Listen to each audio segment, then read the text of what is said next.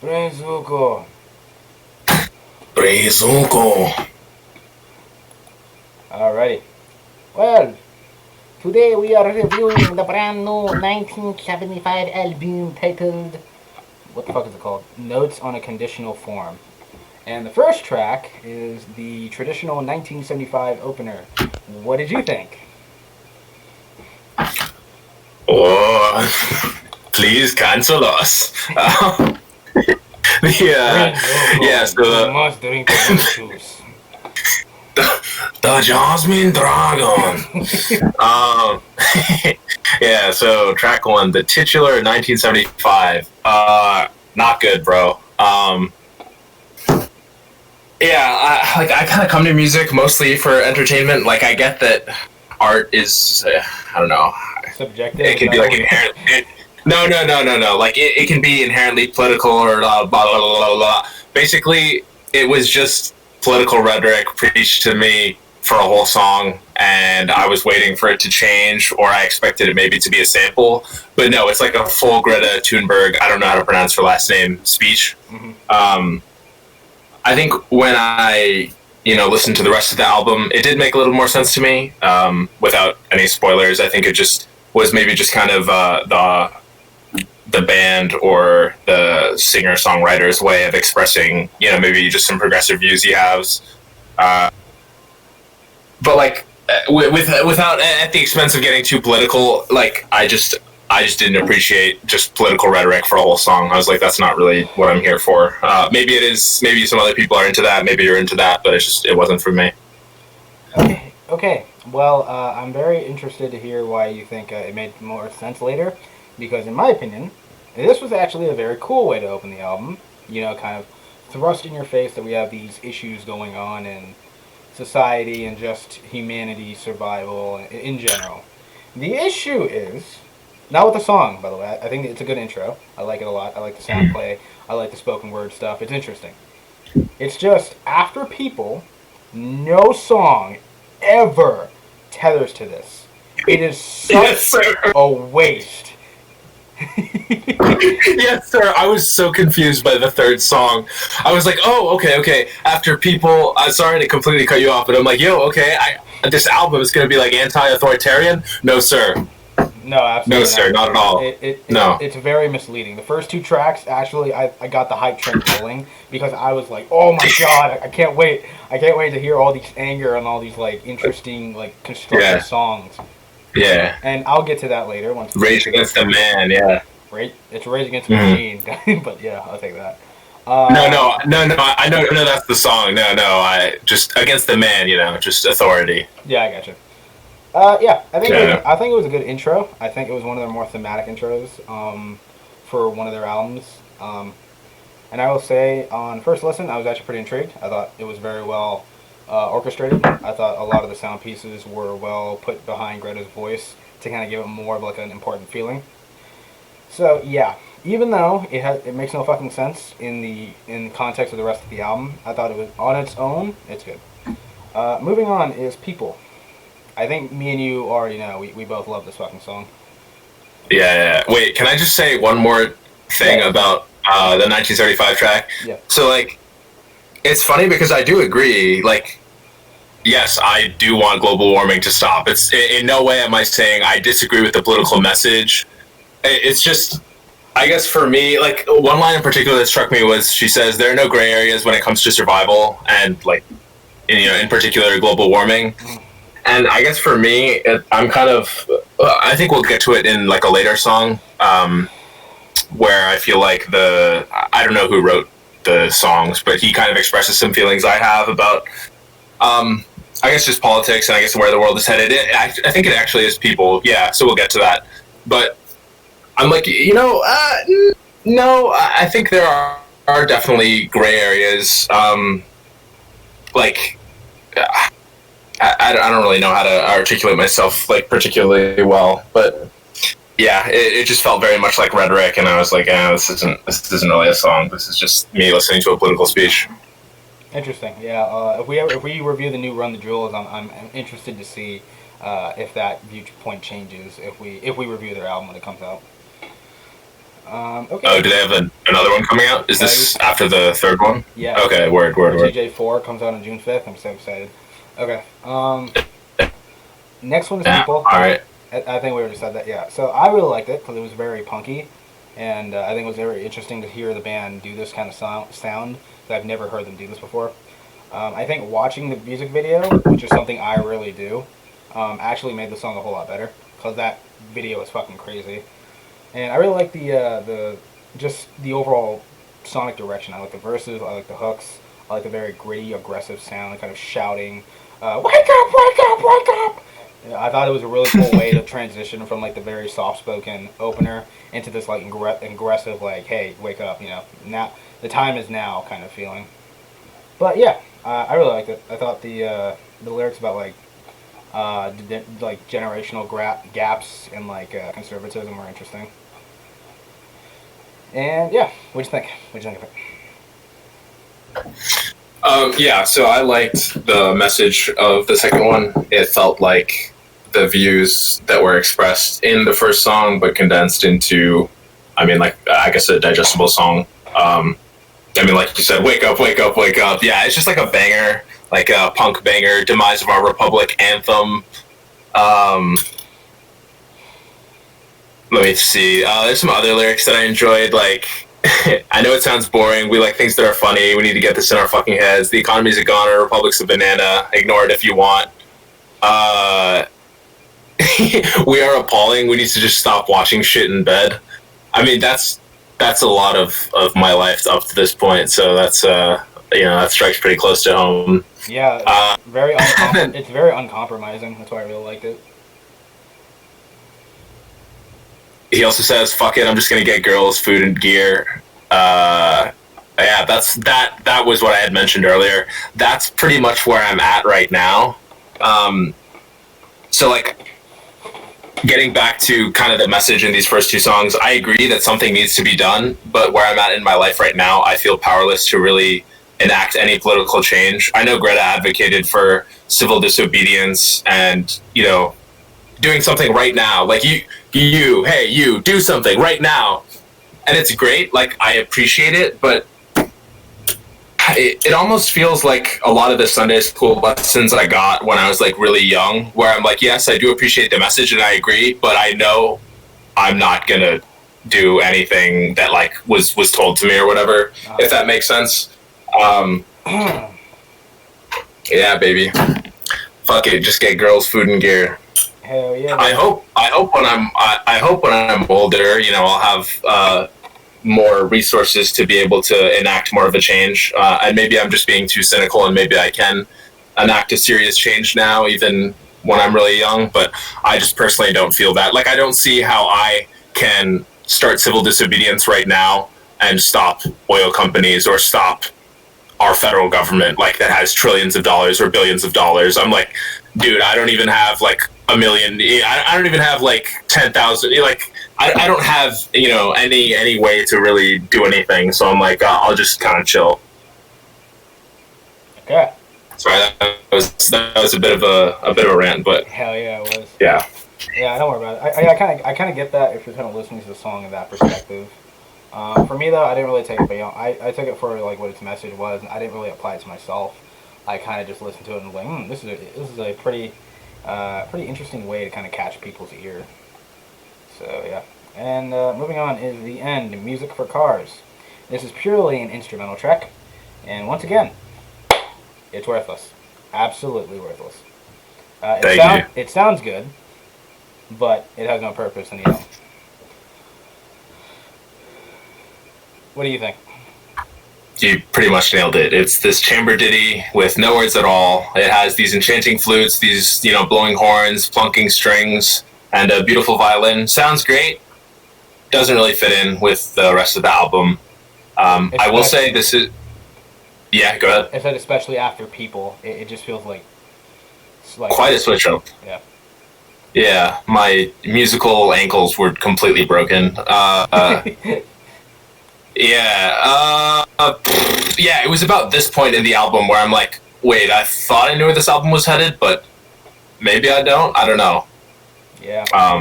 This album is definitely wild, and not in a good way. But anyway, moving on is Frail State of Mind. What do you think? So to start, it sounds vaguely like that YouTube playlist, lo-fi beats to relax study to. Then it kind of turns into this trap pop track. It's kind of, I don't know, I find it hard to place or really describe. I'm sure if I listen to as much music as you or perhaps some of our other friends, then I'd be able to describe it better. But I think what I liked about this song is that it shows that the group is versatile, which you told me before, because really I only knew 1975 because of that one song that they released, that one like love ballad. Was it Somebody Else? Yeah. Yeah. So I just figured all of their music was going to be that sad kind of love stuff. But no, it's far from it. Yeah, but it was a pretty chill song, and it was okay overall for me. The production actually does kind of make me think back to when I first heard Justin Bieber's comeback album, like with Sorry and What Do You Mean, except if the singer sounded vaguely like Ed Sheeran. Okay. So yeah, it was okay. I actually really liked it. I think it didn't really sound like trap pop to me. I think it's more like UK bass and UK kind of like not drill, more like it's definitely a UK garage kind of sound to it. I did like the lyrics. I think him repeating "Frail State of Mind" at the end of every verse was interesting, kind of like a sight to behold in terms of how people. Let me rephrase that actually. This song is kind of like listening to someone who has a lot of self-esteem issues, and like kind of giving themselves their own conditions as to why they don't function or why they can't do things, rather than go getting or help or seeing a doctor to see if they have something legitimate with them. So I thought it was kind of like that. I think the vocals in the verses were actually pretty good. The overall like direction of the sound I just really enjoyed. So I think coming off of People and the end, Music for Cars, I thought this was a good way to kind of keep me interested in the record, rather than just like completely brush me off. So yeah, I thought it was good. And that leads us into the next track, which is Streaming, which is another instrumental track, which is absolutely worthless. But what do you think? Yeah, man. Yet again, another Chambers song, and I wrote down I'm not really sure where it fits at all. And again, it's not really bad. That's not the problem. I'm just really confused. Like at this point, I was really, really confused as to where the album is going at all. Like you said, we'd had one of chamber instrumental kind of deal with no lyrics, and then we have it again. So I'm like, I'm clueless. I have no clue where this album is going to go. I will say it occurs to me now that I guess the positive of that is that I really have no clue what to expect. So they can either really impress me or really like tank it from here. Dude, they're going to subvert your expectations, man. Oh God, please subvert them. Oh, D&D, what have you done? Yeah. Again, it sounds good. I do like the kind of like piano and the orchestration and a little bit of banjos here and there, but in context, it doesn't really work. It does carry over into the next track, which is Birthday Party, which this is probably my least favorite on the album, because this is just rambling. This is like somebody who's just kind of vocalizing their thoughts, but it goes absolutely nowhere. Like I thought it would be like maybe an abstract track with this like weird kind of more civilian setting about a birthday party and kind of like these people reunited, but like musically it just sucks. And I don't mind that there's no like rhythm or like rhymes or anything, but like there's no payoff at all. It's just this weird song where the main singer is kind of just talking to himself from the perspective of others. Like when I read through the lyrics, there's a lot of quotations here, but the thing is, he's not doing anything to differentiate that. So when I listened to this at first without lyrics, I was like, I don't get which perspective is he going from left to right. I'm not sure. I'm not entirely sure. And by the end, I was just like, what the fuck did I just listen to? There's nothing here. Coming off of two songs that were much more substantial in their material, this is like, I don't know what this is.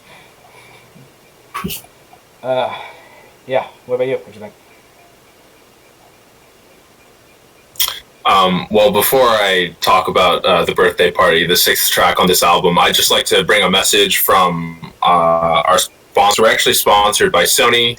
These are the WHX 3000 headphones. It's been brought to my attention by some of our viewers that my mic quality is bad, because I'm using the mic on these headphones. And so I'd just like to let you know, let the viewers know, you can suck my dick. Literally, you'd blow me, dude.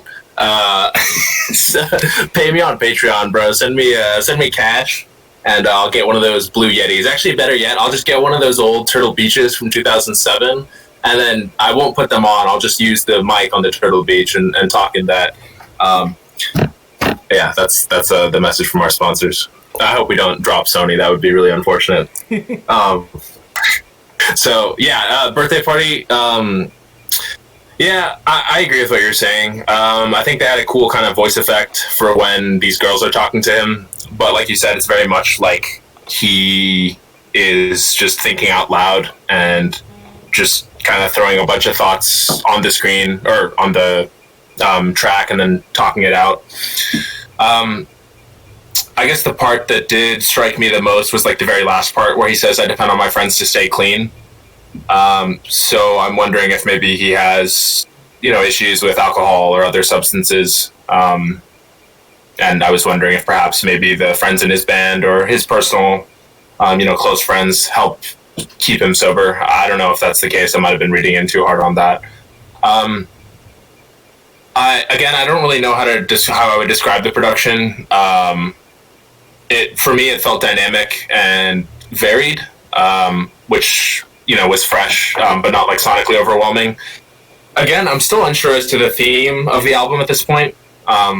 What theme? There's no theme. That's where I'm at.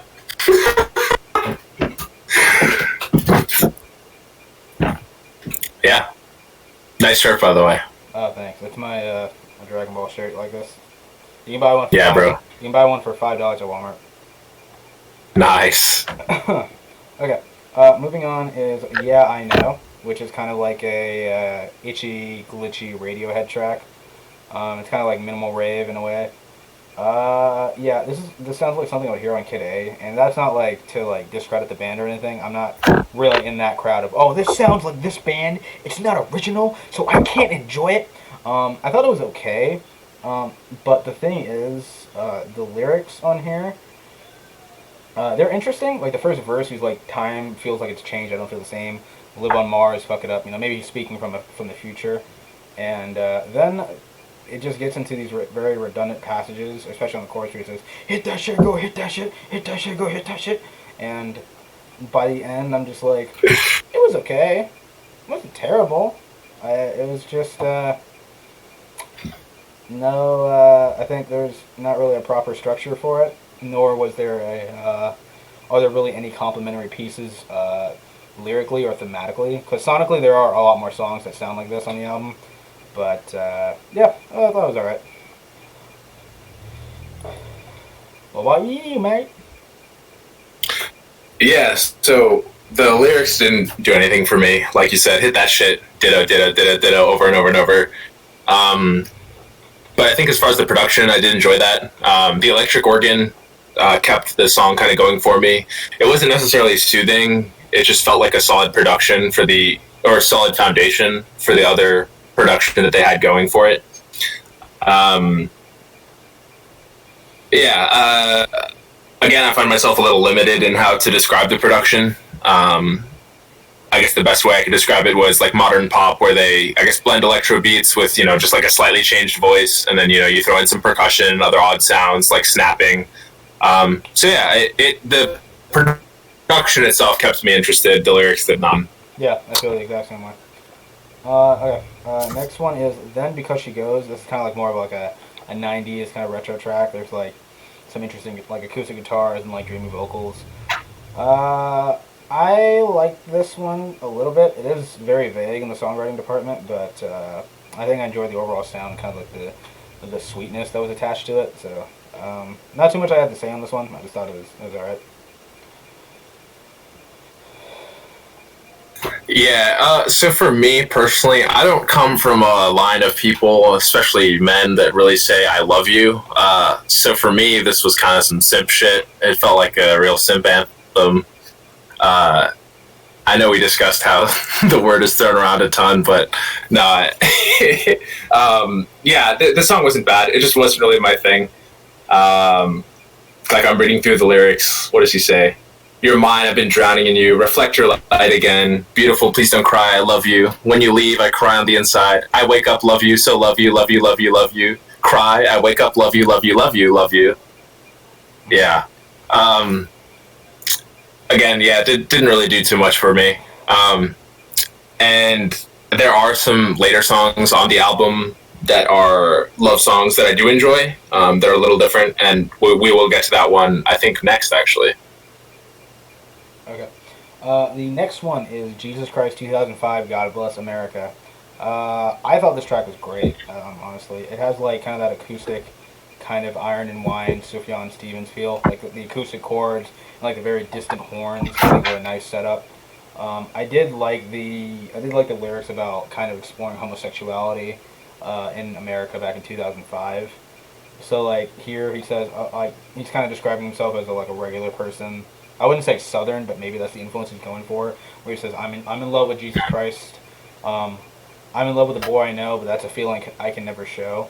So, and I thought the chorus with Matthew, or the band's lead singer, and Phoebe Bridgers was actually pretty great.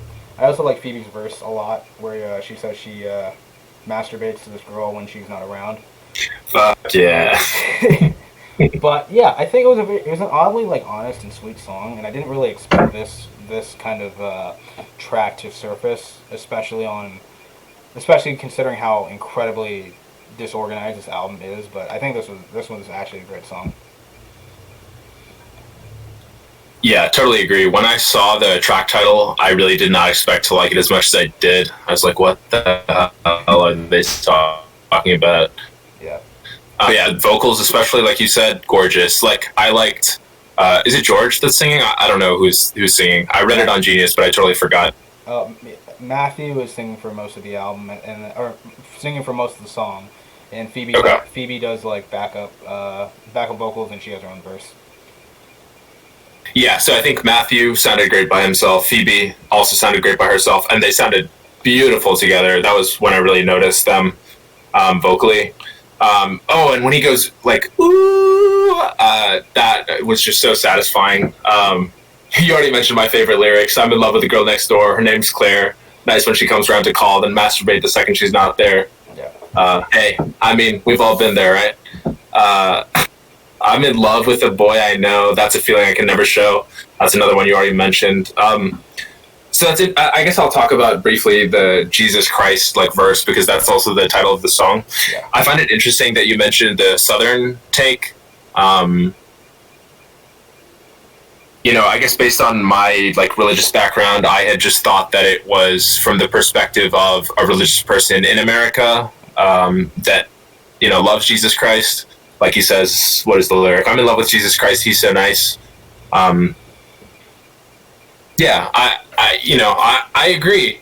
If he comes back, that'd be dope. I personally don't think he will, but yeah, no, what a nice guy, right? Great guy, good big brother.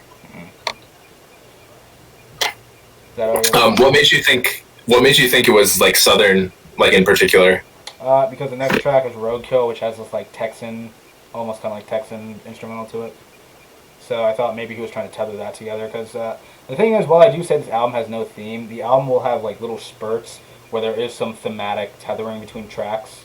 We'll get to that, I think, after a couple of songs, where I think the album actually has like its best run of songs before it kind of just tailors off into obscurity and just more kind of insanely stupid song ideas that don't work. But yeah. Brutal, Raza. I've not heard you describe an album this way. At least in the ones we've. I think it's legit because the reason I don't listen to singles is so I don't get my hopes up for albums, and I made that same mistake here. So it's not really the 1975 fault. It's my own fault. Oh, you listened to People. It was the one you sent me, right? People. Yeah. Oh, that sucks. That does suck. Yeah. So like for me, that's why I don't listen to singles. I'll I'll see someone put a single out. I'm like, oh, cool, they have an album out. I'm excited. I'm not gonna listen to it. I'll wait till the entire thing comes out, so I don't go in with false expectations and stuff. Right. Yeah. So. Yeah. No, that's tough. Yeah. So, anything else you got to say on this song, or are we moving on? No, that song was one of my favorites. I think probably my favorite. Yeah. Okay. The next one is Roadkill, which I briefly explained already. It has like kind of this Texan rock vibe to it. Something I would hear probably from like Calexico. And I was very intrigued by the lyrics. They're kind of like incredibly over exaggerated and funny. Like man in the gift shop called me a fag. I feel my tucked up erection. There's pressure all over my head. What else? He says, well, I pissed myself on a Texan intersection with George spilling things all over his bag, and I took shit for being quiet during the election. Maybe that's fair, but I'm a busy guy. So I think it was a very interesting song that wasn't inherently political, but there's a lot of like political tidbits here and there to kind of show this awkward Western mentality, maybe, because the band's originated in the UK. So it's very interesting to hear them talk about America quite a lot in their songs, outside of this album as well. But God bless the UK. God bless like for their music in particular. God bless them, man. God bless them. Well, except for Charlie, but you know, it is what it is. You're doing that girl dirty, Rick. All right. Yeah, overall, I thought it was a good song. It wasn't great, but I enjoyed it.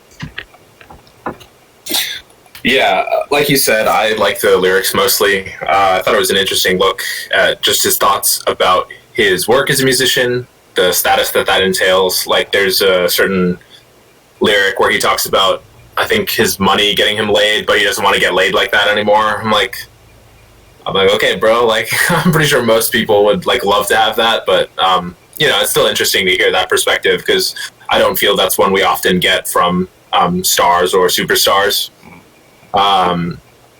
He talks a little bit, I think, about his interactions with fans, and even just goes into like little memories where I think he talks about maybe George and like a suitcase or something.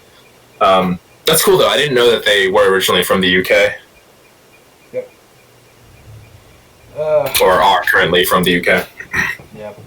All right. The next one is "Me and You Together" song, which I actually think this is kind of like, this starts off the run of the album where you kind of have great songs back to back to back to back. So for here, this kind of has like more like a 90s kind of acoustic romantic instrumental. I really like the sweetness and kind of like open-heartedness of this track. I really like the hook on this one too. I've been in love with her for ages, and I can't seem to get it right. I fell in love with her in stages my whole life. So I thought it was very interesting. I also thought his line about "I'm sorry, I'm kind of queer. It's not as weird as it appears. It's because my body does not stop me. It's okay. It's okay. Lots of people think I'm gay." It was kind of like a weird thing. I think he was alluding that he's queer, but he keeps like retracting the statement as like, I'm queer. I'm not queer. JK. I'm not gay. Yeah. Yeah, but I think overall, I thought this was a great song.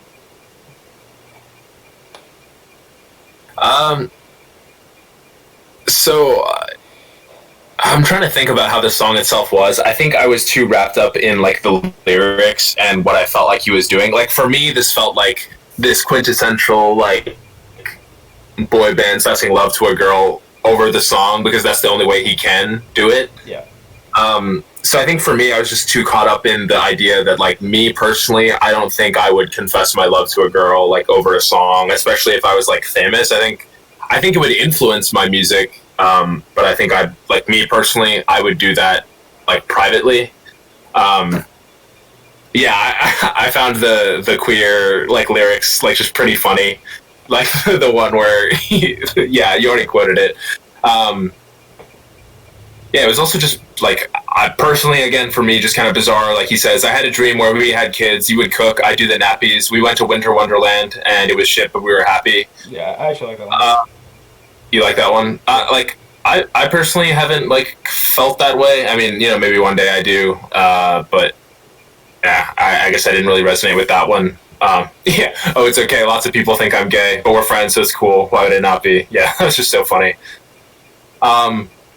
Yeah, I think this song just made me reflect more on, I guess, what I love you means to me, means to my family, what it means to other people, what it means to guys versus girls. Like I was watching a YouTube video today, funny channel, Abba and Preach, and they were just kind of talking about how they feel like, personally, they feel like I love you means a lot more to guys than it does to girls. Like they were saying that, most of the girls they know kind of throw I love you around a lot. They might say, hey, I don't know, Chanel, or I love this purse, or I love this car. Whereas guys, like, we don't really say it, we don't really express it. So they were Think arguing yourself, that kind though. of that scarcity. Oh, yeah, I my said bad, bro. I said I love things so much. Not people, of course. I hate people, but I love things. I love things.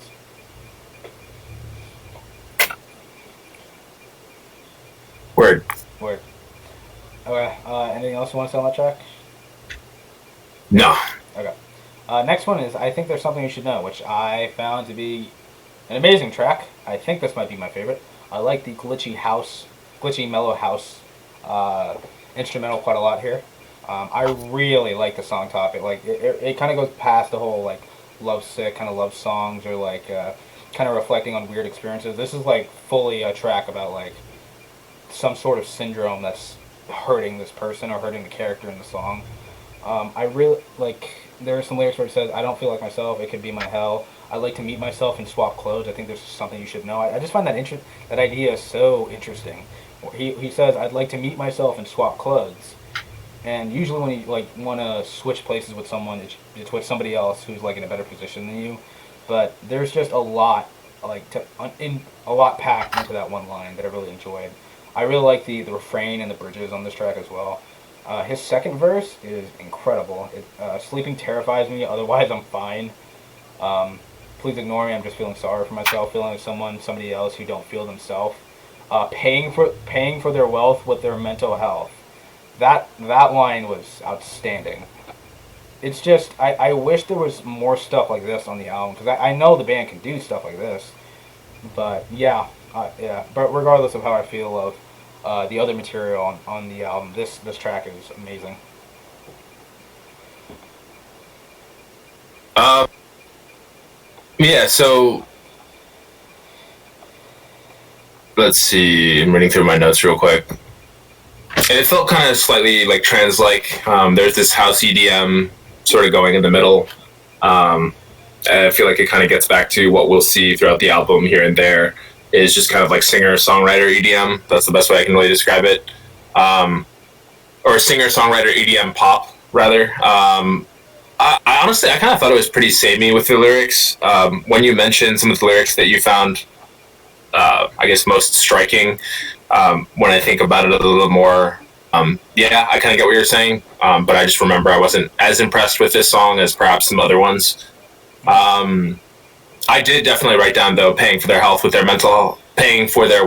their mental health, which is an impression I've been getting from him, like up to this song. Like when he talked about not wanting to, in ROADKILL, where he was talking about like how he wishes he could get laid without his status or whatever. Yeah.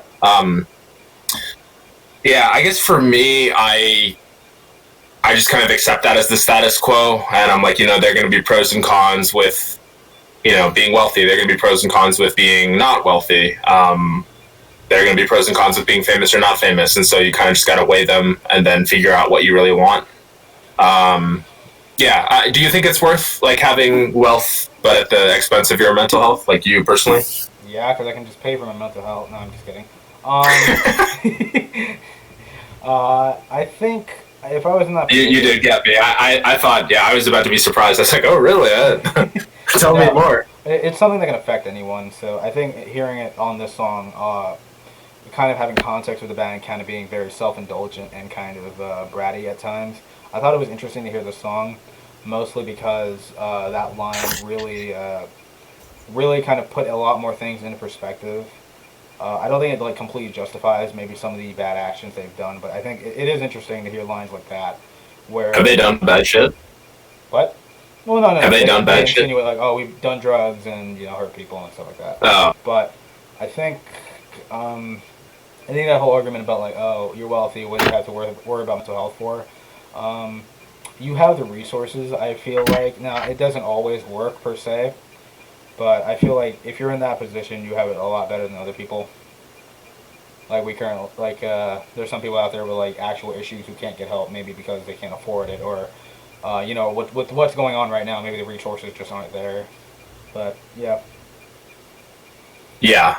I remember there was a YouTube comment that really resonated with me a long time ago where it was like, I'd rather be rich and depressed than just completely broke and depressed. And I'm like, you know what?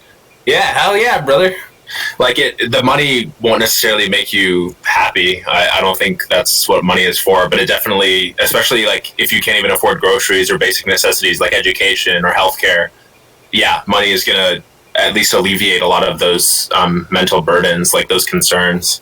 Um, so yeah, it does kind of strike me, like you said, as a little bratty. I didn't really know exactly how to say it. I still like the music thus far, and I actually plan on following the group. Um, but yeah, it does strike me as a little bratty. I agree. Yeah, but yeah, again, I love this track. Moving on to the next one, Nothing Revealed, Everything Denied, which is kind of this like hip hoppy kind of piano ballad mixed with like breakbeat and like this orgasmic gospel chorus on here that's great. This song is just kind of like him just being like life isn't what it seems, and is there anything real anymore? Kind of like songs on those lines, but it's not like forced. It feels genuine, I think, musically and lyrically. There is a line here where it says, "I never fucked in the car. I was lying. I do it on my bed, lying down, not trying."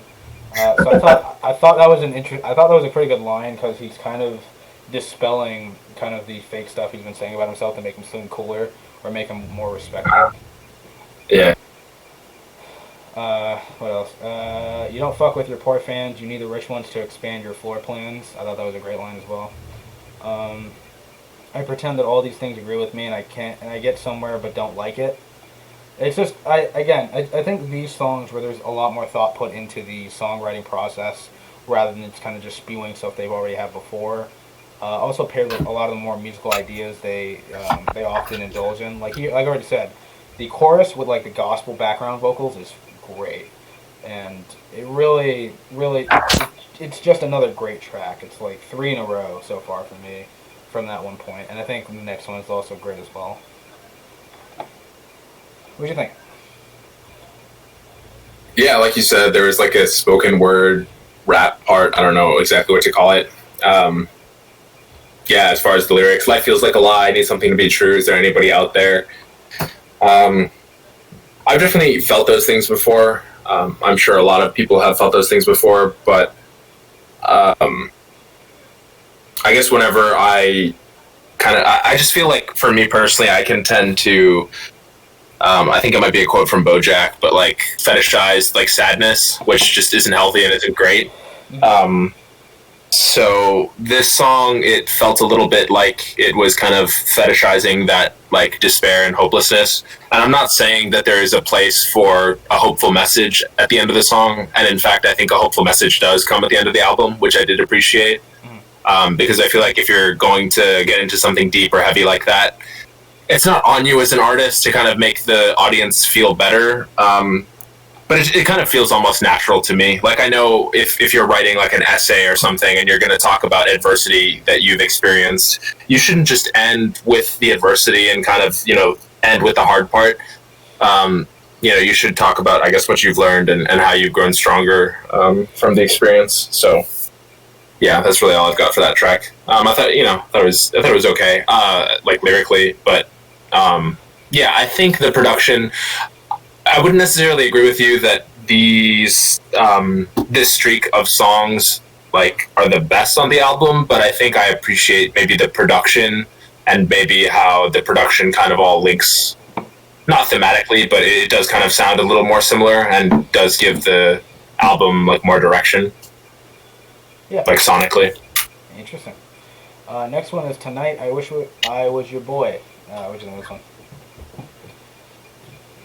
Fuck yes. It was like this funky jazzy track that I just like head bobbed to. It was hella groovy. Yeah, like the horns come in. I don't know what else to say other than it's just a real groovy one. I will say though, and this track is, I think, this one and then Jesus 2005, however you say that one, I think are my two favorite on this album. I gotta say at this point in the album though, like, bro, he must really dig this girl that he's singing about, because this has got to be like the third or fourth song about her. I know we mentioned it doesn't really have a theme so far, but you know what? I think we found our theme, and it's this girl that he just can't get over. There's one lyric that struck me. He talks about, let's see, she's complaining about his fame. And I think that's another cool, just little glimpse into stardom and his relationships that we don't necessarily get a lot, or that I don't get a lot from maybe the music I listen to.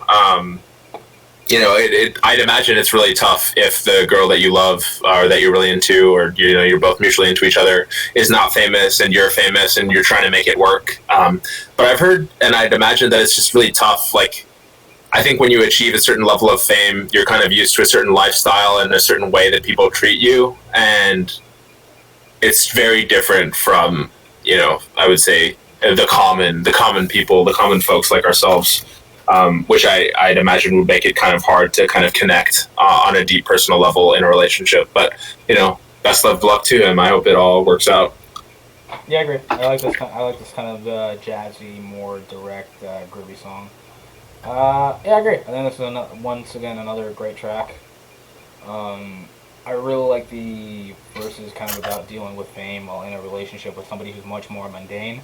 That rhymed. Didn't mean it for him to rhyme. Hey, all right. I think my favorite line was probably, she said, I guess I'll take this pain instead of your name. I was like, damn.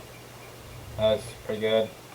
And then kind of the last thing he says before he goes into the last chorus is, Sunday's nearly over, so I'll just lie awake. Tonight I wish I was your boy. Tonight I think I fucked it royally. Definitely some heavy regret on his part. And I think musically it works very well. Kind of contrasting this kind of pain and regret with this much more upbeat and jazzy instrumental. That was really good. Next one is Shiny Collarbone, which is like a mix of this is like a reggae electro house track. It's good. Doesn't make sense, but I liked it.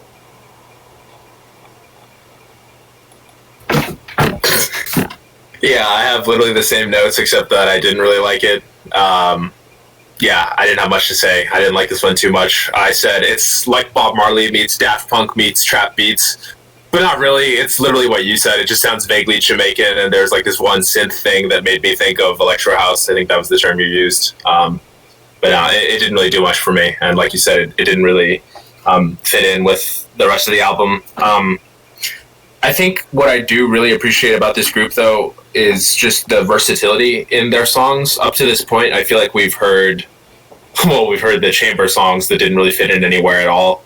We've also heard kind of, you know, heartfelt acoustic love songs. We've heard sort of more electro kind of thing, like ideas going on. And I know you're more familiar with the group, so maybe you're kind of used to it, and maybe you've heard other albums that you think are much better than this one. But for me, just coming off of knowing them by that one popular song that was on the radio for so long, Somebody Else, and then you sending me People, after you sent me People, I was really excited to review this album and check this group out. And it's funny, I didn't really have any expectations kind of going in, because I don't know any of their other discography. So even though this album doesn't really have a certain theme, I'm actually kind of really enjoying it so far. Yeah, I agree. I think I know I've said over and over again, like, this album has no purpose or like has no direction. It's like all over the place. But even with that said, I think there's like a lot of good songs on here. I just think as an album, it kind of like fails to really bring everything together. Okay, moving on is If You're Too Shy, Let Me Know, which I assume is a song about an e-girl or a porn star. I'm not entirely sure. Neither things are bad, by the way. It's like a very like guitar and horn heavy track that I really enjoyed. The hook is catchy as hell. I really like the kind of more intimate and more revealing lyrics, kind of about like how this relationship between these two would work, which is pretty coincidental considering in our group chat we talk about this shit nonstop for the last like 3 weeks. So it's pretty interesting. Yeah, baby. Yes, to see kind of just how relationships of this nature are a lot more like nuanced in terms of like emotional value and social acceptance and stuff like that. He mentions like he sees her online all the time. Uh, I'm trying to think of the other one. Maybe I would like you better if you took your clothes off. I'm not playing with you. Maybe I think you should give it a go. She said maybe I would like you better if you took off your clothes. And then he says if you're too shy, just let me know. Kind of like a deflective, kind of like a deflective defense. To be clear, she's the one saying that to him, right? That was what I remembered from the song. Or is it him saying it to her? No, I don't think anyone's just shot.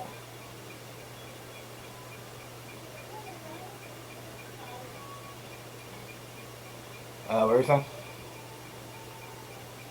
Yeah, to be clear, it's the girl saying it to him, right? That was what I got. Yeah. Okay. Was that all you wanted to say? Yeah, I liked it. I thought it was one of the better songs on the album. Yeah, man. Stars can have body dysmorphia too. I thought it was a bop. I could not tell it was 5 minutes. In particular, I really liked the sax solo or just part that it had. There was like this vague, I don't know exactly how to describe it. It's like scaling keys. It's like if you take a piano and you go, I don't know exactly what word I would use for that. But yeah, man, you on your album, you got to have that synthy 80s song with the guitar, the percussion. So yeah, I was a fan.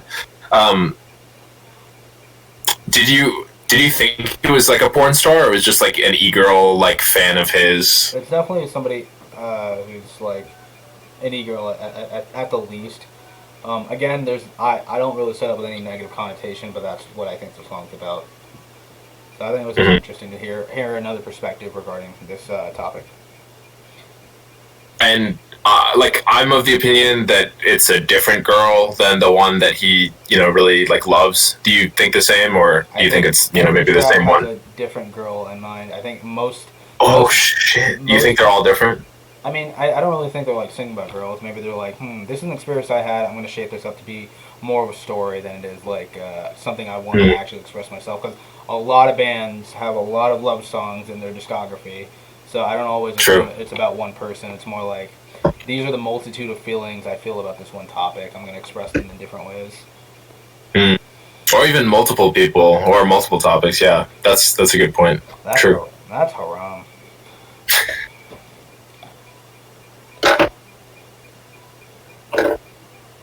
Okay, next one is Playing on My Mind, and I wasn't that big into this one. Actually, I'm going to hear what your take on it first. Yeah, so for this one, I did like this song. It felt like we were coming back to acoustic storytelling, and it had some beautiful background vocals. For me, this song felt more like he was thinking through his life with his music. It wasn't as depressed as one of the past tracks that we listened to, where he sort of reflects about life. My favorite lyric was, he says, and I met one of your friends, and it was dead nice. He was fine, but he said, quote, things that interest me exist outside of space and time. Now, I know I should have left it, but who says that? What a sigh. Yeah, that was really funny. I'm honestly glad he said something, because if someone said that, honestly, it's hard to say. It would depend on the scenario if I would say something, like if I think it's socially appropriate, but totally in my head, I'd be like, what the hell are you talking about? I think another lyric that struck me was, but I won't get clothes online because I get worried about the fit, but that rule don't apply concerning my relationships. I'm like, yeah, true. Tinder, true. Baby. Tinder, baby.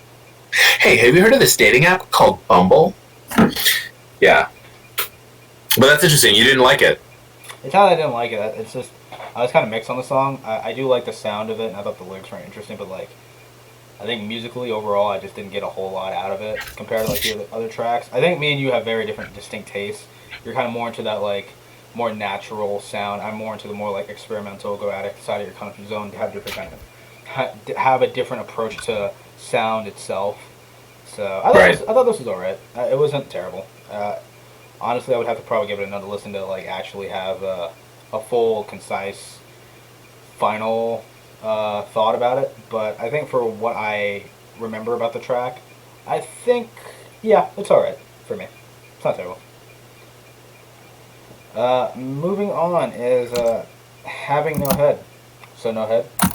Uh, this is like a soft ambient track. I think that picks up in the second half to like a more like full blown like club rave track. Is this the one or is it the next one? No, Like I think it's this one. Yeah. So I think I like the idea of it. It's just again in relation with the album and just the song it just came off of. It's just so out of place. yeah, this song started, and I'm like, please not another chamber piece. Please not another chamber piece. Please, please, please, please, please. I don't understand why. Please don't do it. And then I realized, okay, I don't think it's going to be a chamber piece. Like this, beautiful woman's voice comes in just very briefly. These glitches come in here and there. So I'm like, okay, I don't think it's a chamber thing. But then nothing's really happening, and it's like a minute in, and I'm like, okay, please don't blue ball me. Please do something with these strings. Please, please, please. And then we get to 3 minutes, and I was kind of already resigned. I like went to the bathroom. I'm like, all right, I'm gonna pee during this song. Like, it's gonna be like that blue balls on that one. I think it was the Set My Heart on Fire album we listened to. Like, Set My Heart on Fire immediately. Yeah. So I was ready for that, and then the beat drops at like 3 minutes in, and I'm like, okay, the electro beat. Yeah, like the deep bass that kind of came in near the end, that made me nut. While peeing, that's Was Yeah, bro. It was. I don't think it's like physiologically possible, but I pulled it off. Yeah. So was it worth the wait? Like that deep bass? Not really. Was it a great song? Not really. But I'm just so glad that I didn't get blue balled. That at that point I was ready to take whatever I could get. Yeah. Personally, like you said, we do definitely have distinct tastes, and I agree with your assessment. Like I like that natural sound. You like that experimental sound. For me, I like this particular balance of acoustic instrumentals with electronic beats. I wouldn't call it signature of 1975, but I like the ratio, so to speak, that like the acoustic ratio that they have going in both individual songs, but also in the album as a whole. Yeah. Yeah. Okay, moving on to the next track is Bagsy Not in Net. This one kind of is one of the more. Wait, isn't there What Should I Say? Wait, did I miss one? Oh yeah, I missed it. Okay, never mind. What should I say? This is kind of more of like an elliptical electronic song. There's a lot of like swirling instrumentation. I think FKA Twigs is the vocalist in the background. I'm not entirely sure. I'm pretty sure it's her. But yeah, I think I wanted to like this track, but again, it's just another track that kind of goes on without a real purpose, or a real, not a purpose, a more focused direction for what it's trying to do. Like the verses are incredibly repetitive, but they don't really tie into one another with their repetition. Um, there was one line I liked on here, making sure that people won't change, disorder, hate, and fame. What should I say? What should I say? I thought that was interesting, but there's nothing beforehand to really back that statement up or give it more weight than it should. So, yeah, I thought it was okay. Not my favorite. Yeah, I don't blame you for forgetting about the track. I don't have much to comment on as far as the lyrics. It was just like this EDM song that I really didn't mind. I wasn't crazy about this song, but again, I'm just impressed at the flexibility of the group within the same album. Yeah. Next one is Bagsy Not in Net. This one kind of has like I think, is this the one with the orchestric opener before it kind of like goes into a more like soft house track? I don't entirely remember. It might be. A couple of these blend together like these two. Yeah. So yeah, like I was saying earlier, it's kind of like one of the more bare bones track in terms of songwriting, both musically and lyrically. I think listening to this, coming off of more tracks where there were much more interesting material and ideas and topics to talk about, I think really bored the hell out of me. Yeah, not too much to say about this one. Just not interested. Yeah, I just wrote that I wasn't crazy about it. Excellent. Next one is Don't Worry. Yeah, you're right. I won't worry because I don't care. So, what do you think? Um, Let me see. So this song, I felt like it was that message that I mentioned like a while back, just kind of like that positive way to conclude your thoughts. So yeah, it felt like a great message. Felt like it needed to be here, like near the end, again, as a positive way to wrap up his past feelings about relationships and life. But I've heard this done better, if that makes sense. Yeah, but no, I mean, again, like I just like to read some of the lyrics, like when you're in love but you don't know what to do with it, when blackness hangs overhead like a cloud, don't worry, darling, because I'm here with you. Like the sun will shine through. When the pain flows through your heart and bones, don't worry, darling, I'm here with you. When no one knows just what you're going through, when your insides feel much colder than snow, don't worry, darling, because I'm here with you. Don't worry, darling, I'll always love you. You. Yeah. Yeah, I think I was a bit too harsh. I think I like the kind of song sentiment of it. Kind of, I think it's a song about one of his family members or just a loved one in general. But it didn't click with me, especially on the closer, which I Yeah. think is a much better attempt to do something I like agree. this. So Yeah. next track we have Guys, which is actually one of my favorite songs on the record. I thought it was a good way to close it off because it is literally kind of like an antithesis track to one of their songs they had previously called Girls, but this one it's more like uh, it's like a bromance song with his like maybe his bandmates. No, bro, he's gay, bro. No, but like yeah, I feel like they were watching Boondocks and they watched that one episode where they're like homies over hoes, Homies homies over over hoes, us, you the homies homie, over us. you the You know, homie. like, bro, that's gay, bro. Yeah, but like I think outside of that, yeah, it's a gorgeous track. It's absolutely beautiful. The vocals are incredibly lovely and elegant. The instrumental is very poignant while also being incredibly catchy and refined. The entire song is just kind of like an ode to his band members. I believe so. You know, going places, doing things. Like I think they mentioned going to Japan and mentioning that they all shared one apartment, maybe as roommates. But yeah, I love it. I think it's a great way to cap off this very discombobulated album. But I think if it ended off horribly, I would have hated it more, or not hated it. Because the thing is, I do like the album, but I think it just frustrates the hell out of me to like put it into words. Mhm. What'd you think? Yeah, bro, I love this one. I was just smiling the whole time. He's telling the guys and these girls that they're the best things that ever happened to him. And it didn't strike me as if it was insincere or he was trying too hard with it. It really felt like he meant it.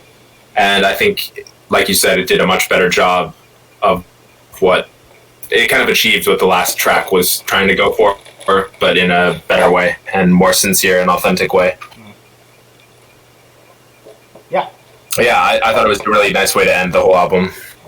Okay, which brings us to overall. This is probably one of the more frustrating albums I have listened to in a long while because I do like a majority of the tracks, like I said, but as an album, nothing comes together. There's so many loose ends. It's like I'm watching like a CW show where it's just like there's some good moments, but most of it is clouded by just how stupid everything's placed. CW, are those the telenovelas or I don't have cable, so. Oh no, like the hero shows like Flash and Arrow and all those. Oh, got you. Okay. Yeah. So, yeah, if I had to look back to the majority of the track list, I think I liked most of the record for the most part. It is a long album. It should have not been this long.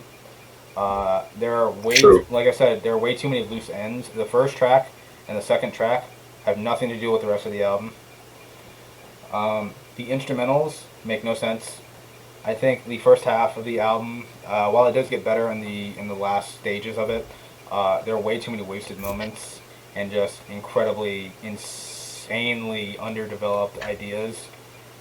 I don't know why this album got delayed for as long as it did, but I don't know. It's a very confusing album to rate. If I had to rate it, honestly, I would give it like a 7 because there are a lot of good songs, like I said. It's just thematically, none of this comes together very well. It just sounds like four different albums in one that don't mesh together or like come together in any way. It was like it's like watching Once Upon a Time in Hollywood. A lot of good performances, really really interesting characters, like as in like songs, but when I get to the end of it, I'm like, what was the purpose of what I just watched? What did you think? Yeah, 7 out of 10 for me. What do you think? Yeah. So upon initially listening to it, I gave it honestly a 25. But I think you make some convincing arguments for it to really be back down to like 24. Man, you really like honestly, though, I do, yeah. I think for me, this album, I mentioned it before, but it shows, I think, the versatility of 1975. Again, I just really did not expect them to be able to, I guess, make these, EDM tracks that, I don't love, but I'm like, oh, wait, if I didn't know this was by 1975, I'd be like, oh, yeah, like, I dig this. Or even making, like, acoustic songs that I'm like, yo, yeah, I dig this. Or, like, groovy songs. Like, and they do it all on the same album. So while, yes, they don't have, like, a particular theme going, I'm just, like, impressed that they're doing all these different kinds of sounds within the same album, and I pretty much, like, vibe with it. Because I usually find that if an artist kind of goes for a different sound within an album, I'm like, I might like maybe their acoustic songs, but not so much their EDM, or find one of their areas lacking. But that just wasn't the case for 1975. I like pretty much most of the sounds they were going for. Sure, some of the songs were lacking in lyrics, or some of the songs were lacking in production, and the lyrics were the star. And yeah, some of the ideas don't really like fit well together. But I think overall, for me, what it speaks to is just like the potential that I think this like group has. I really enjoyed this album. I really am looking forward to listening to more of 1975's discography. I'm honestly like really pleased that, well, you showed me People, and that was just an absolute banger. The music video is an absolute banger. But like honestly, this is definitely a group that I will follow moving forward. And honestly, I don't really go to live performances. Like, I don't really spend money on those things, but if they had one like near here, I would be so down to go watch. But yeah, so I think 24 will be my final rating. I think they're very versatile. They have a lot of potential. I think they could have, like you said, maybe trimmed some songs, like cut out the orchestral parts, maybe removed some of the samey sounding EDM songs, maybe removed that second to last song that was basically overshadowed by the last one, or maybe reframed it so that it kind of did something different. But honestly, if anything, I'm not even like, I feel like it's crazy because I feel like I've heard you make some good arguments as to why this album is lacking, but I think it's telling that you still give it a 7 out of 10. Like, it's still good despite all that. Yeah, this is like, I told you, it's very frustrating to rate this because I like a majority of it, but like, this might be the harshest 7 I have ever given, because my rating scale is like anything below 4 I did not like or I just didn't enjoy. A 5, okay. 6, I thought it was enjoyable. Had a lot of issues, but overall, 7, good ideas, good execution, just missing kind of like that spark about it to really pull me in like a lot. 8 is like, wow, really good album. 9 is like, oh, this is amazing. It's very refined. There are a lot of interesting ideas. I love it. 10 or like 11 out of 10 if I ever reached that. These are one of a kind experiences I'm not going to hear from anyone else. But iconic, yeah. Yeah, but yeah, it's a 7. I don't know. I don't know why I'm saying that with such vitriol. It's a 7. Is it that you're disappointed? You want it to be better, but it's not. I was expecting more because I like their last album a lot. I think it's A Brief Inquiry into Online Relationships. Highly recommend that. I think it's a great album. Okay. But I think here, after just the context of the record, just pissing me off. If I did not follow the band, I would have given this like a 9, honestly. Like, even with all the issues I had. But how many times they delayed it? The main singer just being incredibly pretentious on social media regarding how artsy and how amazing his band is. Does he do that? Oh yeah, absolutely. Okay. And just how many song ideas are packed on here that don't need to be here for the sake of we're artsy and We can do so many things. I know you can. I know you can. I'm first-hand witness to it. But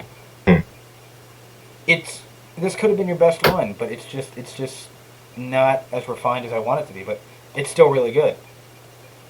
Yeah, I'm gonna stop talking. It's a 7. Just enjoy your rating. It's a 7. Yeah. Anything else you want to add? Yeah, I just, before we close, I know we've talked about relationships, so I just like to shout out my favorite e-boy, who is a big fan of David Lynch films and really likes Noam Chomsky. He's a total lib left guy, so shout outs to him. Oh, thanks, man. I really appreciate it. Okay, well, thank you for watching this very bloated and, an hour and 5 minutes. Thank you for watching this very long review. We will catch you for the Woods review maybe tomorrow night or on Monday night. See you then. Oh yeah, brother. Looking forward to it. Peace.